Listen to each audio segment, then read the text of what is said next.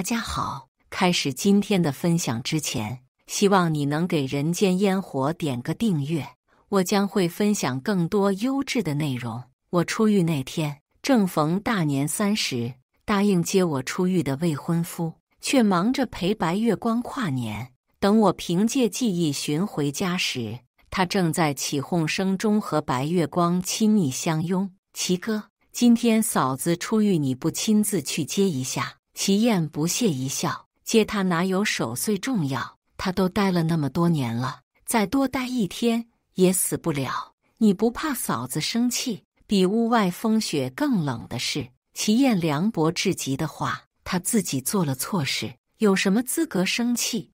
我還願意要他，已經是恩賜了。話落，齊燕抬眸對上我的目光，臉上笑意僵住，內透的冷光打在我身上，心也漸漸變得冰冷。他還願意要我，可我已經不要他了。空氣在此刻靜止，齊燕率先回神，大步流星走向我。如今我剪着齊肩短髮，穿着過季的舊衣，在充滿喜氣的血液中顯得格外突兀。他稍顯遲疑，還是輕輕將我摟入懷中。怎麼不等我去接你？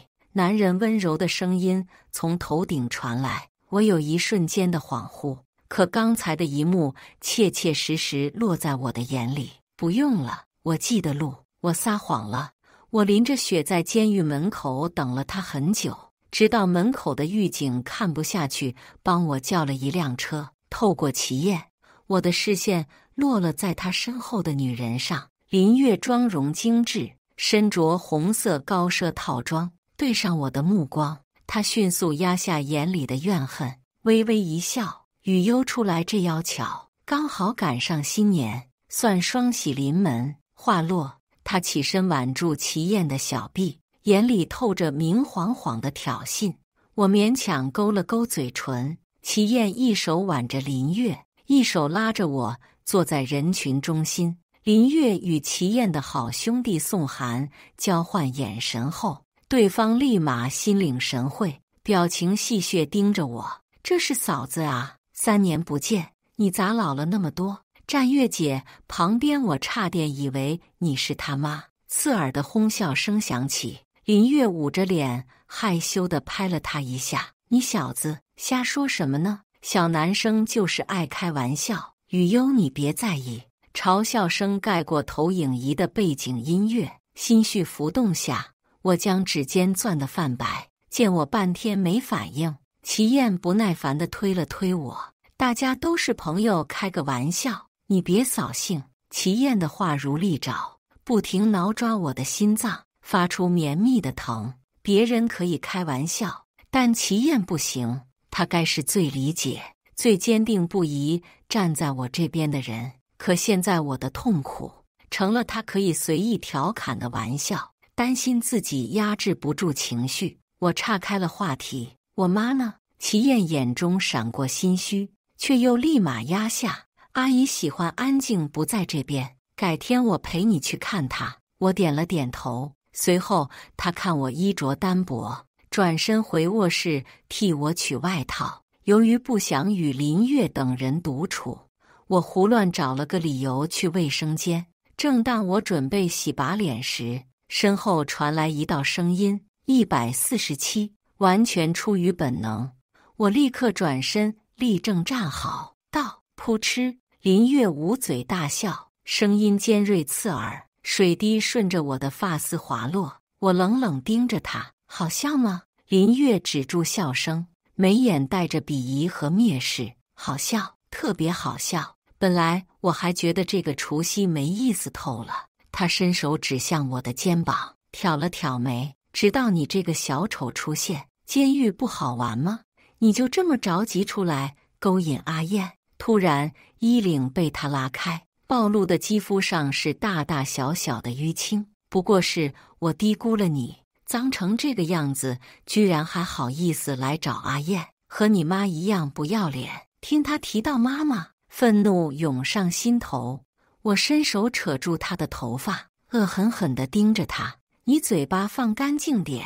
因為慣例，林月被迫仰頭看着我，嘴角仍掛着笑，笑聲不斷蹦出。幾年不見，脾氣怎麼還變暴躁了？是不喜歡我托人在監獄對你的特別關心嗎？心臟咯噔一聲，目光不經意落在他胸前的戒指上。戒指我認識，是我和祁硯的婚戒。見我目光緊緊盯着戒指，他眼裡更加得意。祁硯是我的，爸爸也是我的。你要是繼續不知廉恥，我不介意再送你進去。不等他說話，我毫不猶豫抬手給了他一巴掌，巴掌聲清脆響亮。林月瞬間尖叫起來，扯下胸前的項鏈扔在地上。沐雨幽，急促的腳步聲響起，祁硯突然出現，厲聲呵斥我：“你發什麼癲？”再度抬起的手腕被他用力扣住，狠狠將我甩向一旁，脊背撞上堅硬的洗手台，讓我忍不住倒吸一口涼氣。阿燕，對不起，是我忘了將項鏈摘下來，惹雨幽生氣了。林月依偎在祁硯懷中，嚶嚶啜泣，看得人止不住的心疼。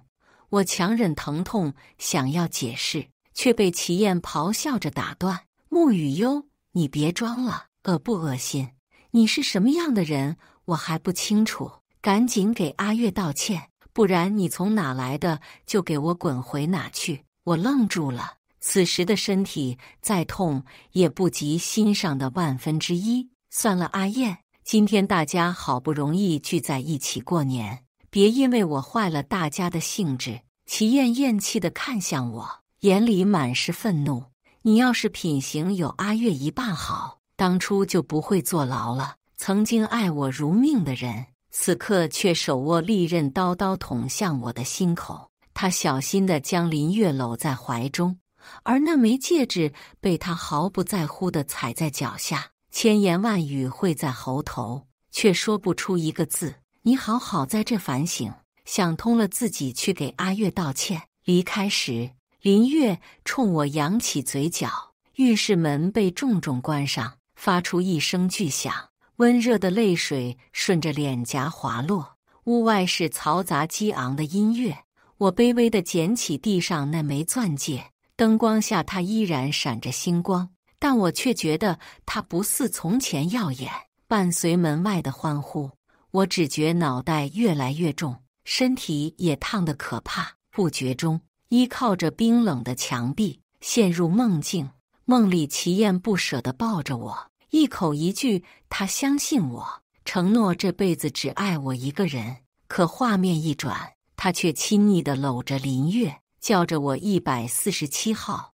我嚇得睜大雙眼，驚慌坐起。周圍的環境熟悉中帶着些許陌生，是我曾經的房間，床頭還擺放着我和祁硯親昵的合照。小幽，你醒了。祁硯的聲音從一旁傳來，他坐在床邊上，熟稔地翻轉手中的蘋果，直到一條完整的果皮從他手中滑落，眼裡滿是溫柔。對不起，我昨天不是故意不去接你的，只是沒想到你會提前出來。聽着他蹩腳的理由，我抿了抿嘴唇，連假笑都做不到。那枚戒指，他牽動唇角，笑得溫柔。戒指是我玩遊戲輸了，借給阿月戴的。不過那枚戒指也過時了，配不上你。等過段時間結婚，我再給你定制一枚更好的。那枚戒指是我親自為我和他設計的，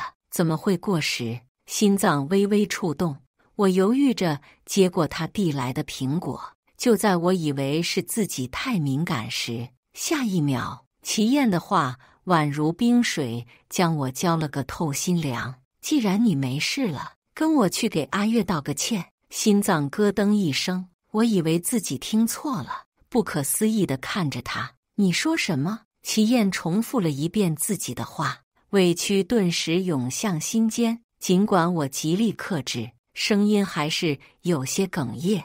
我憑什麼和他道歉？你知不知他昨天叫我什麼？他揉了揉眉心，一副頭疼模樣，似乎是我在無理取鬧。他叫你什麼，都不是你動手的理由。我握緊蘋果，聲嘶力竭地反駁。他叫我147，你不就是147號嗎？我愣住了，連同心臟也在此刻停滯。我絕望不甘地看着他，眼淚不爭氣地滾滾而落。見我流淚，祁硯徹底沒了耐心，緊擰眉頭。沐雨幽，別裝了，惡不惡心？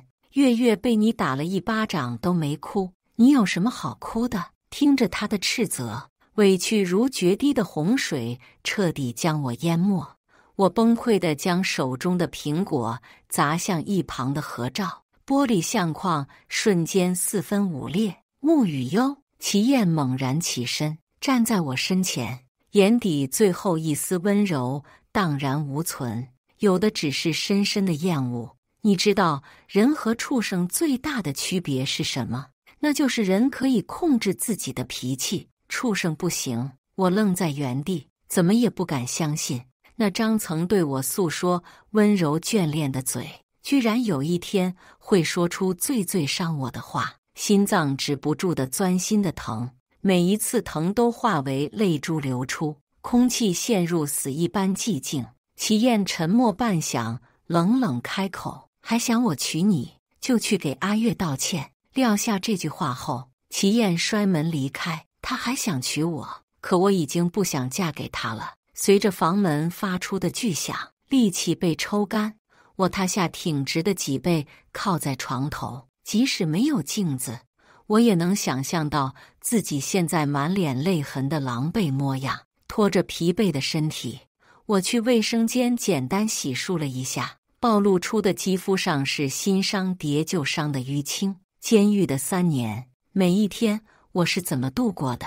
或許林月是最清楚的。當初天水集團臨上市時，公司機密突然流入到對家手上。林月作為公司的法律顧問和祁硯的貼身助理，一口咬定資料是我洩露出去的，就連我的未婚夫也堅定不移地站在他那邊。可我曾親眼見過他進出我的辦公室，只是那段監控視頻又恰好丟失，於是這口鍋結結實實落在了我身上。出於不甘心，我拿出電腦，試圖找出與當時有關的線索，卻毫無收穫。我再度陷入了迷茫，漫無目的行走在大街上，不知不覺走到了之前和媽媽居住的老房子。因為爸爸出軌，媽媽精神一直不穩定，怕她擔心。當初入獄，我謊稱出國進修，但媽媽還是受了很大的打擊。出於愧疚，一直不敢見她。在門口徘徊了很久，我才鼓起勇氣敲門，卻半天無人應答。直到鄰居阿姨開門出來，我才知道媽媽早已去世，而她留給我的東西只有一個兔子玩偶。我不停搖頭否認，在雪地中站了很久，都沒辦法說服自己接受這個事實。懷着憤怒，我給祁硯打去了電話，迫切地想要質問他為什麼要將這件事瞞着我，但電話卻被一次又一次掛斷，直到最後他發來一條信息：在忙，你沒想通給月月道歉前，別給我打電話。接着林月在朋友圈更新了一條動態，他和祁硯隔着紙牌接吻，眼裡滿是幸福。配文：新的一年幸運數是147哦。文案下方貼心地附上了 KTV 的詳細地址。心臟瘋狂跳動，怒意宛如野獸將我整個人吞沒。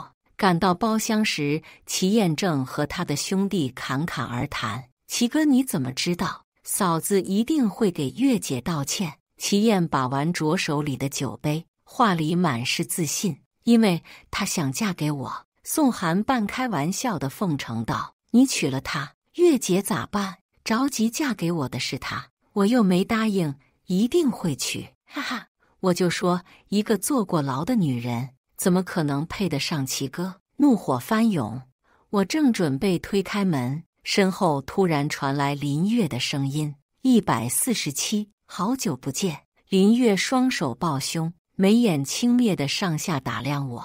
你還真怕自己嫁不去出去，這麼積極地來和我道歉。我面無表情盯着他，確實該道歉，他得意地撩了撩頭髮，臉頰上還泛着微紅。我冷笑一聲，看着他接着說：“你確實該給我道歉。”林月不以為然，反而笑得更加得意。這話我就聽不懂了，我和你道什麼歉？他有時間裝傻，可惜我沒工夫再陪他演戲。天水的機密是你盜取我的賬號洩露的，對吧？是誰不重要，重要的是阿燕相信誰。祁燕信你，又能證明什麼？證明你演技好。聽見我的話，林月突然笑出聲，眼裡盡是鄙夷，懶得再與他糾纏。我轉身準備推門，他卻突然抓住我的手腕，看着嬌弱無比的林月，力氣卻大得出奇。他掃視周圍，確定沒人，附在我耳邊：“是我演技好，還是祁燕偏愛我？你很清楚，數據是我盜的，難道監控也是我刪的不成？我可沒有權限。”一道驚雷在腦中炸開，我渾身一怔。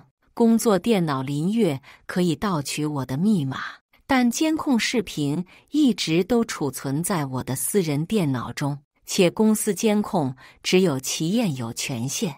我林月最討厭的就是別人覬覦我的東西。你要是再不知廉恥，我不介意再送你進去一次。對了，忽然他像想起了什麼，一臉玩味地看着我：“你還不知道吧？你媽已經死了，死在去年除夕。可惜阿燕忙着陪我，沒空搭理那個死老太婆。你都不知道她的有多可憐，我都心疼了。”說完，他大笑起來，仿佛說的是世界上最好笑的笑話。看着他犯賤的表情，我忍無可忍，抬起手。這次林月學聰明了，他猛然推開門，撲倒在地上，嘴裡不停喊着救命。祁燕立馬從沙發上彈起，快步走向前，將我從林月身上拽起。“這就是你道歉的態度？”林月縮着身子，可憐巴巴地躲在祁燕身後。“阿燕，雨又瘋了。”我好心給他打招呼，他卻突然撲上來要殺我。祁燕對他的話深信不疑，憤怒地盯着我：“不想道歉就滾，別在這發瘋，丟人現眼。”他將我扯了一個踉蹌，垂在身側的手掌躍躍欲試。我牽動嘴角，含淚望着他：“我媽走了，你為什麼不告訴我？”祁燕臉上閃過心虛，卻也只是一瞬，立馬又染上了冷漠。“我告訴你，你媽就能復活了。”心臟突然被撕扯成兩半，痛徹心扉。祁燕鬆開手上的力氣，放軟語氣：“你有空整日糾結這些改變不了的事，不如早點給月月道歉，我照舊會遵守承諾娶你，娶我。”我喃喃一句後，在眾人錯愕的眼神中，抬手一巴掌扇在了祁燕臉上。“穆雨悠，你他媽發什麼癲？”祁燕雙眼猩紅，目光狠厲，恨不得將我千刀萬剮。我抽出手臂，取出包裡那枚戒指，用力扔在他的臉上：“娶我？我同意嫁給了你嗎？”穆雨悠。在祁燕咆哮聲中，我拖着麻木的身體轉身離開。“你今天敢走出這個門，別後悔。”“祁哥別生氣，女人就是愛無理取鬧。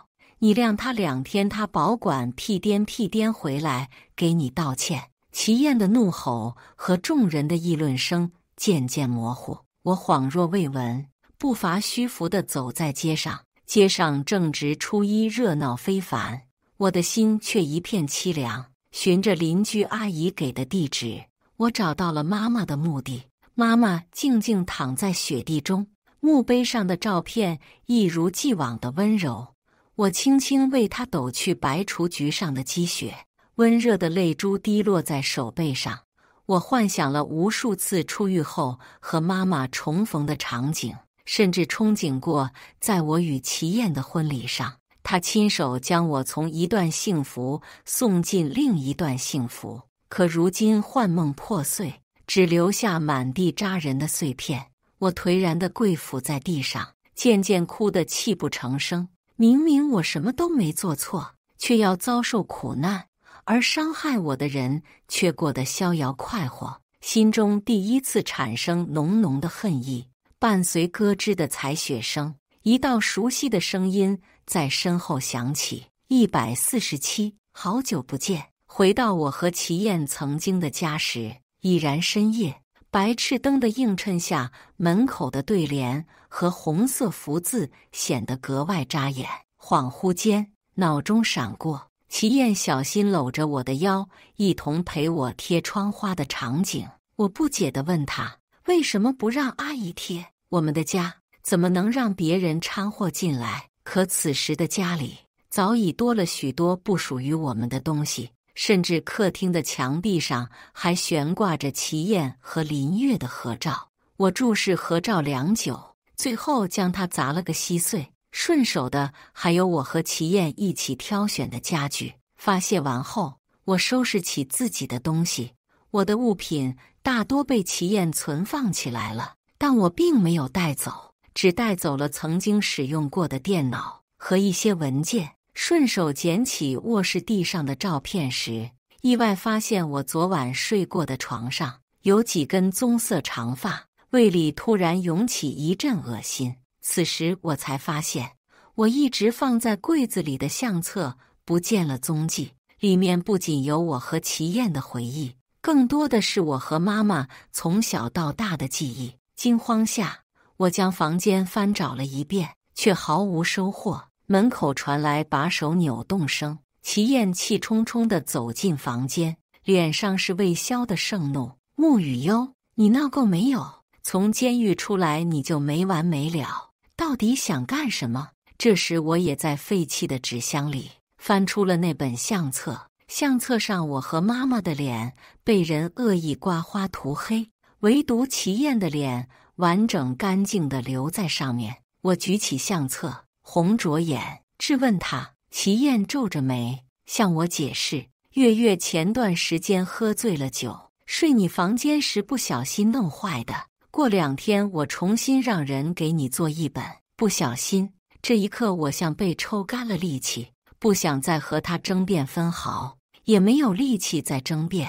我小心將相冊收進行李箱，錯身而過時，祁燕拉住我的手，你去哪？他眼底閃過不易察覺的不安。我沒有回答，想要掙脫手，卻被他抓得更緊。祁燕抿了抿唇，有些不自然地說，今天的事只要你道歉，我可以考慮原諒你。一聲冷笑從喉間溢出，我用力抽出手，淡淡開口，不用了，我在这裡的白月光還怎麼回來陪你同床共枕？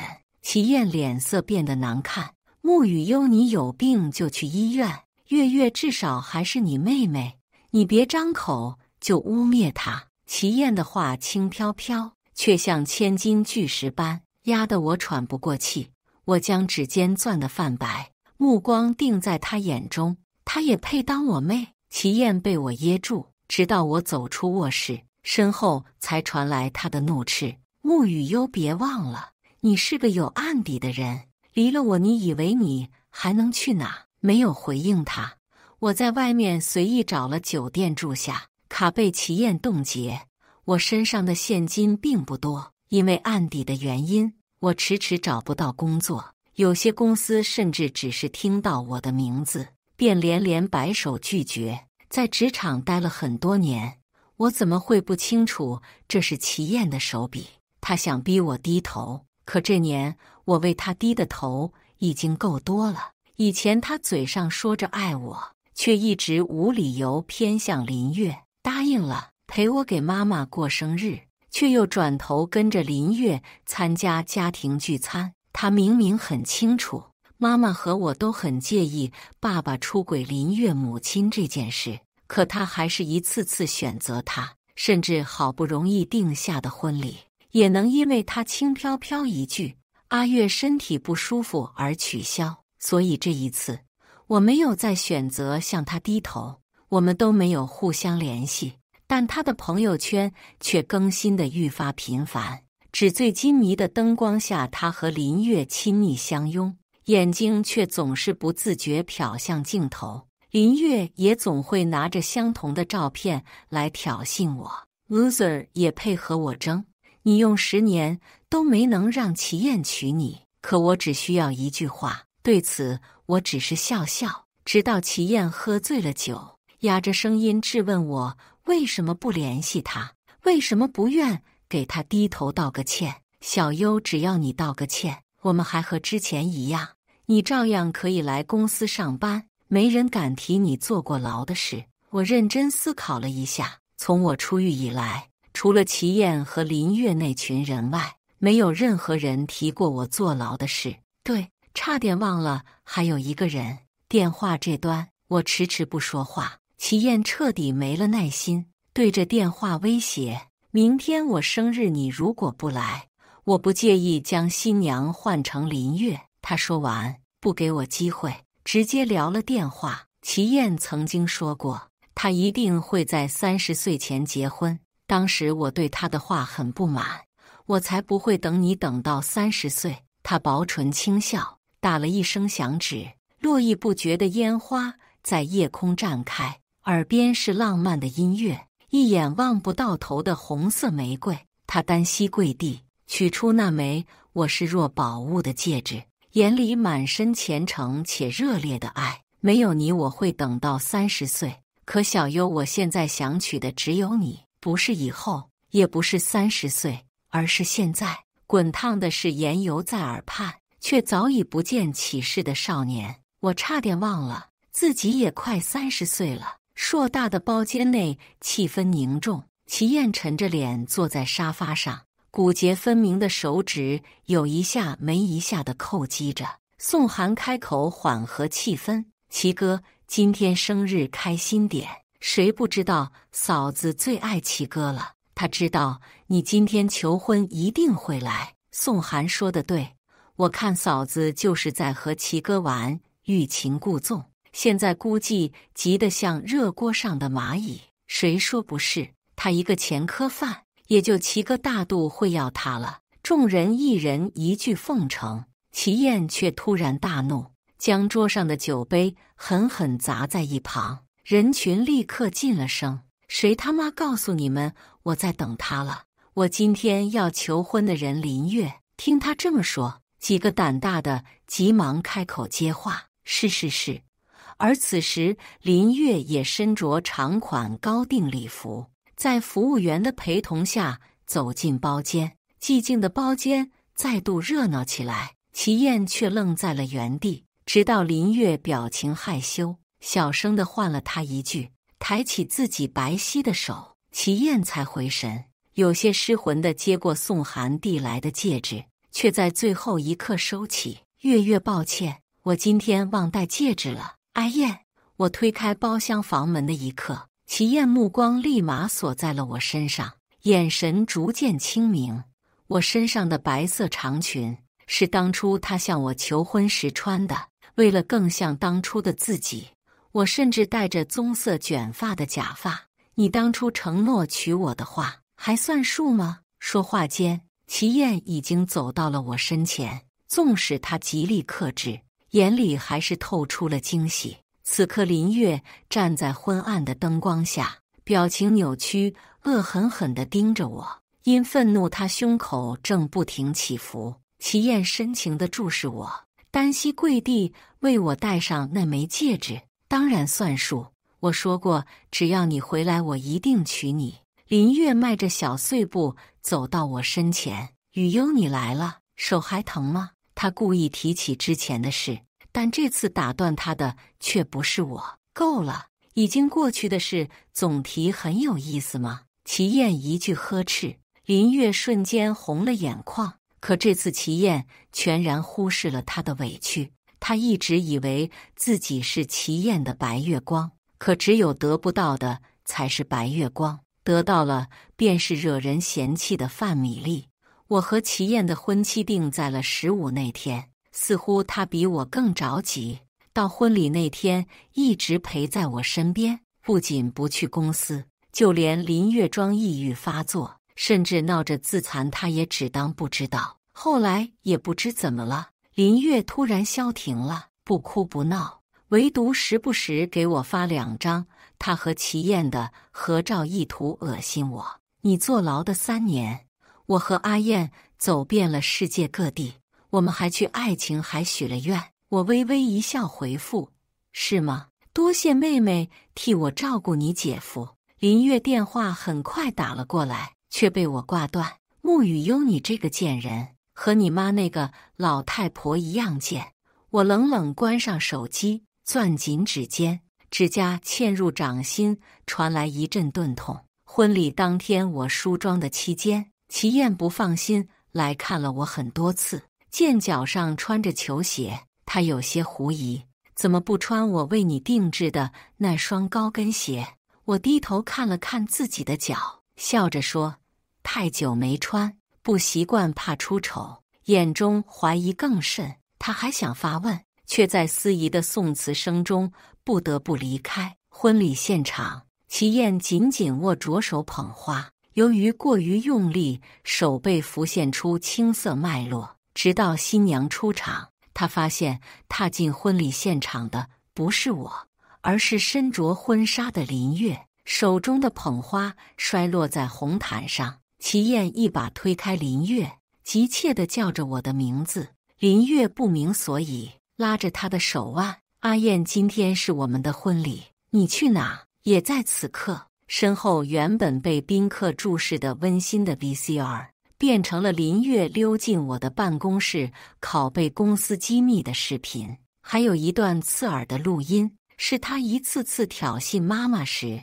親口承認機密就是他故意泄露栽贓我的。甚至他還收買了監獄裡的女老大，交代他們多多關照我。看見視頻，林月臉色瞬間白了下去，只有2團腮紅突兀地掛在顴骨上。最後一個視頻是林月這些年來借公司職務之便，私下售賣天水集團文件的證據。齊燕南滿腔怒火看着搖頭否認的林月，此時台下的快門聲此起彼伏地響着。齊燕惡狠狠地掐着林月的脖子，眼裡滿是憎惡。居然真的是你！林月握住他的手背，臉色漲紅。阿燕哥哥，不是。突然，齊燕在人群中捕捉到我的身影，那一瞬間，他立馬鬆手，驚慌失措，想要奔向我，卻被林月拉住。齊燕，你不能走，今天是我們的婚禮，你說過你要娶我的。齊燕不耐煩地推開他，我他媽什麼時候說過要娶你？你不過是我無聊時到玩物，也配讓我娶你？聞言，林月慌張地翻找手機，餘光瞟到我，他愣住了。我想他應該明白了，給他發消息的人一直是我，不是齊燕。是我用齊燕的手機告訴他，今天的婚禮女主角只能是他，而齊燕從沒想過娶我。林月相信了，但我也沒有撒謊。齊燕生日那天，我裝醉酒躺在沙發時，聽到了他和宋涵的對話。齊哥，你不是一直喜歡月姐嗎？怎麼突然決定娶嫂子了？齊燕不屑一笑，一個坐過牢的女人也敢和我鬧脾氣，我不過逗她玩玩，正好也想看看沒有新郎的婚禮是什麼樣。齊燕說完，輕輕將我抱起，一滴熱淚滴落在他的手背上。我很明顯地察覺到他身形一滯，他不想娶我，我不想嫁給他，但是他反悔了，而我也重新幫他選了自己喜歡的新娘，算雙喜臨門，至少對我來說是喜事。小優，身後是齊燕的呼喚，我並沒有回頭。林月不依不饒，卻被趕來的警察扣住雙手，狼狽地壓趴在地上。小優，齊燕追上我，過於着急，她聲音有些高亢。為什麼？我輕笑着反問。什麼為什麼？她用力抓起我的手腕，將我拉向她。今天是我們的婚禮，你為什麼要毀了它？因為你不想娶我，我也不想嫁給你，不想嫁給我。你為什麼不早說要這樣對我？質問如潮水般湧向我，我卻覺得他莫名其妙。不想娶我的明明是他，用力掙脫他的桎梏。我低頭看向腳上的白球鞋，我並未說話，齊燕卻突然失了神，全然沒了剛才的憤慨。我們最相愛的那年，也是他第一次因為林月推遲了我們的婚禮。當時我並不知情，他告訴我是因為工作，但實際是陪着林月去看了極光。見我生氣，他將頭埋在我的頸窩撒嬌：“小優，今年工作太忙，明年我一定娶你好不好？”我心軟，原諒了他，半開玩笑半認真地說：“再有下次，婚禮現場我穿球鞋當落跑新娘，讓你這輩子都追不上我。”他笑着將一條高價拍下的限量款項鏈戴在我的脖子，落下一枚吻。永遠不會有那一天。當年我23，今年我已經29了。婚禮被他推遲了4次。小優，對不起，但這是最後一次，嫁給我好嗎？我們重新開始。我搖了搖頭，有些好笑。我有男朋友了，還怎麼嫁給你？齊燕表情僵住，難以置信。突然她笑出聲，表情不屑：“怎麼可能？小優，你沒必要為了騙我撒這種謊。”147，你在哪磨磨唧唧的幹什麼？一道沉穩的男聲從身後傳來。我上前挽住林葉的手，笑着對齊燕說：“我男朋友林葉。”林葉衝他禮貌點頭。齊燕全身僵住，表情受傷，像極了霜打過後的茄子，沒有再理會他。我挽着林葉的手離開。如果有人叫我147號，我卻不生氣，那或許只有林葉吧。監獄裡，我被女老大帶頭組團欺負時，林葉隔着男女監獄之間的鐵欄看在眼裡。後來他趁着監獄組織的活動，幫我教訓了帶頭欺負我的人，即使每次事後都會被關禁閉，他也毫不在意，只是默默加重教訓那些人的力氣。長期下來，我很少再受到欺負。直到他出獄，他原本是前途一片光明的 IT 天才，卻被林月污衊，惡意入侵公司防火牆，給公司造成了巨大的經濟損失。本質上，我們有共同的敵人。那天在墓地，他找到了我，幫我恢復了丟失的數據，還將這些年他收集的有關林月暗地與別的公司聯繫的證據交給了我。為表示感謝，我請林葉吃了晚餐。與他分別後，我在媽媽留下的那套老房子前見到了一道熟悉的身影。小優。齊燕伸出手想要觸碰我，卻被我靈巧地躲開。我表情冷漠看着他。今天結婚，你不去陪未婚妻，找我做什麼？小優，對不起，這些年是我誤會你了，再原諒我一次，我們重新開始好不好？原諒他一次，我早就原諒了他不止一次。齊燕，我已經有男朋友了，請你不要再打擾我。聞言，他突然握住我的胳膊，語氣激動：“我調查過了，那個男的根本不是你男朋友，他不過是一個前科犯。”說着，他紅了眼。而且你挽他的時候掌心鏤空，挽我的時候會十指相扣，證明你根本不愛他。齊燕猜對了，可這些早就不重要了。我一把甩開他的手，冷冷盯着他。然後呢？林葉不是我的男友，卻在我被人欺負時保護了我一次又一次。而你呢？我的正牌男友未婚夫，你在過着紙醉金迷的生活，陪着林月遊山玩水，甚至在我滿心期待出獄就能見到你時，你卻忙着陪林月跨年，沒空接我。林葉不是前科犯，如果他喜歡我，我很樂意他做我男朋友。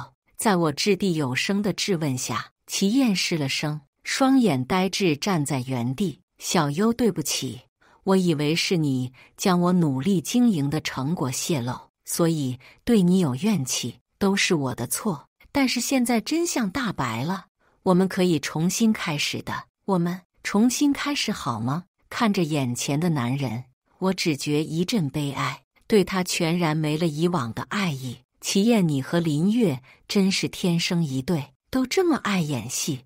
你如果不知道真相，為什麼會幫着林月刪除監控？齊燕矢口否認。連連搖頭：“不，小優，不是你想的那樣。當初是林月說他填錯了一張合同，怕你發現後會借此報復他。你知道的，他父母出車禍後，他就患上了抑鬱，我怕他出事他怕他出事，所以果斷讓我背鍋。或許從一開始他就很清楚事情不是我做的，但他卻選擇了默認。就因為我堅強，沒有抑鬱症，心中自嘲一笑。我靠近他，眼神冷得可怕，或許意識到我接下來的話會有多傷人。他眼神躲閃，不敢看我。祁硯，你知道人和畜生最大的區別是什麼嗎？他茫然無措。我一字一句強調，是人會演戲，往往演得比畜生更像畜生。我進屋後，祁硯並沒有離開，而是像抽了魂的木偶，傻傻站在原地。我隔着玻璃與他對視，仿佛回到了年30那天。我狼狽地站在寒冷的雪地中，他卻坐在溫暖的房間裡，悠悠然地審視我，打量我，帶着輕蔑和不屑，忽略他受傷的眼神。我一把拉上窗簾，不再看他。此後每天，他都會等在我家門口。我也不知道他在等誰，或許在等他心中的白月光。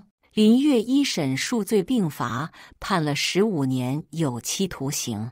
期間，他一直囔着要見祁硯，祁硯卻嫌見他一面都會氣。經過婚禮的事情，天水集團大換血，祁硯這個董事長因被質疑能力問題，被幾個大股東架空，可他卻一點也不在意，白天買醉，晚上守在我的窗邊。宋涵看不下去，有些難為情地開口替他勸我：“嫂子，你看祁哥為了你命都不要了，你就再給他一次機會吧。”對此，我只是淡淡一笑。我一個坐過牢的人，怎麼配得上他？但其實，自從真相大白後，我便消除了身上的案底。處理完事情後，我便賣了那棟老房子，準備離開這裡。